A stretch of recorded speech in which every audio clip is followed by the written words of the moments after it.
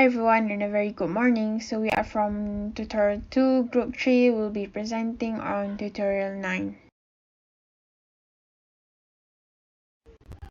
For question 1, the question asks, how does economic rivalry take place in monopolistic competition? Describe the different aspects of product differentiation and price competition. Use the Malaysia telecommunication as an example. So monopolistic competition is an industry where it got many firms. It also allows entry and exit easily. Economic rivalry is intense since they are offering similar products and there are many substitutes to their product, which cause the demand curve to be elastic. They try to compete in this by making product differentiation and also price competition. Product differentiation includes performance and reliability, good or bad service, where the location is, the packaging, and also attributes. And as for price competition, it's more about like the product have buy one free one, discount, expensive or cheaper, the entrance, and many more. Now, for example, for Maxis, they are well known for their high coverage and high-speed internet. We normally hear good reviews from Maxis users as their line is mostly 4G at most places. Their customer service is also good compared to others. Compared to U-Mobile is known for their affordable plan and interesting plans. They offer different benefits such as unlimited data and unlimited music. Unfortunately, U-Mobile is well known for its low coverage. Many people complain to have their line disconnected when they are at their hometown due to bad line. This is where product differentiation and price competition appears. Maxis differentiate their product by offering good services and having 4G line at most places. This makes people purchase from them even they are set at a high price. For U-Mobile, they set their price at a lower price due to price competition. Many people still purchase from them even with bad connection sometimes, but people still prefer them due to their low price.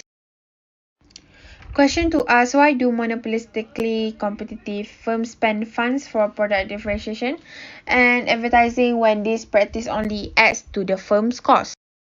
Monopolistic competitive firms offer products and services that are similar to each other.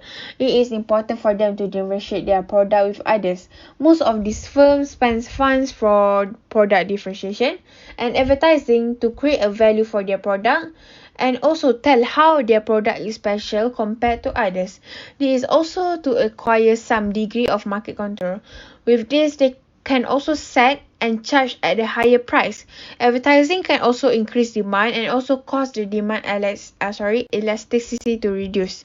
This is very important when it comes to monopolistic competing firms to make sure even with entry of different firms, they can still earn profits.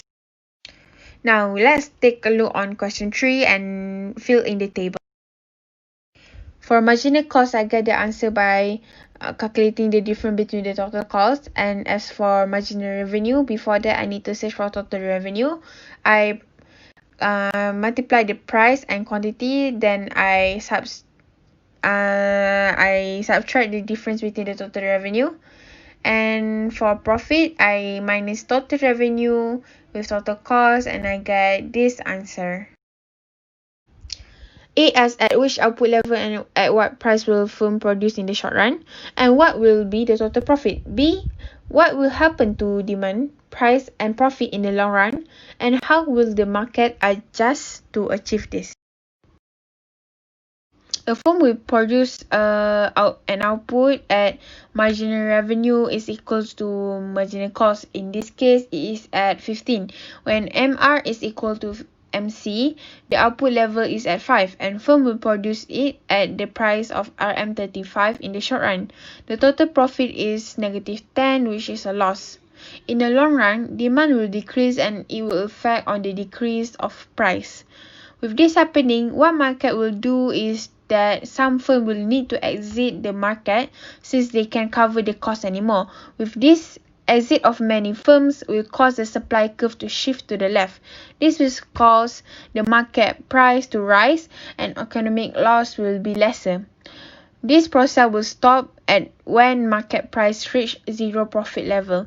So in the long run, the existing firm will no longer lose profit and the profit will be zero profit.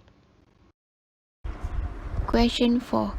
Discuss the phrase "the more the merrier" about the monopolistically competitive market structure. The more the merrier about the monopolistic competitive market can be related to the freedom of entry and exit of the market. There are no significant barriers to entry. Therefore, markets are relatively content stable. However, because there is freedom of entry, supernormal profit will encourage more firms to enter the market, leading to normal profit in the long term. All the businesses that have entered the market will compete with each other using advertisement, innovative, and different range of prices. Hence, it will leave customer with many options. Question 5. Banks operate in a monopolistically competitive market. What characteristics allow them to differentiate their products?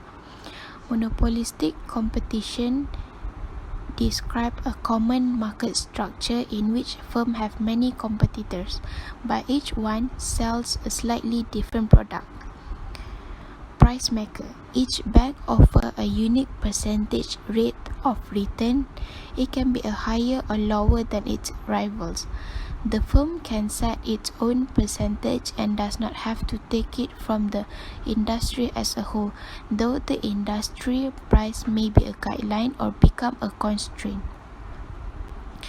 Price discrimination.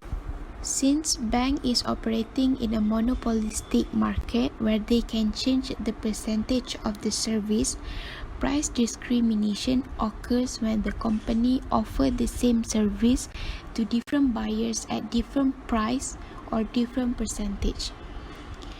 For example, considering that the market is elastic, the company will offer a higher percentage rate of return of the service if the demand is low and will offer a lesser percentage if the demand is high. Question 6. Discuss how an increase in the minimum wage affects a large chain restaurant differently than a small. Large chain restaurant owners and operators typically use two main methods to counteract minimum wage increases, which is cutting costs and raising prices.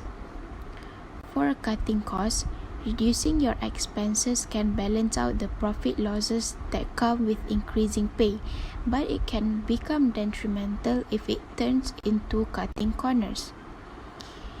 For rising prices on your menu can also make up for the new pay scale, but you stand the risk of potentially losing a few customers or hurting your business in the long run. For example, higher prices may deter loyal customers who are used to paying a certain price for their favorite meal. For some, higher prices on your menu could be enough to take your restaurant off their list of favorite lunch or dinner spot.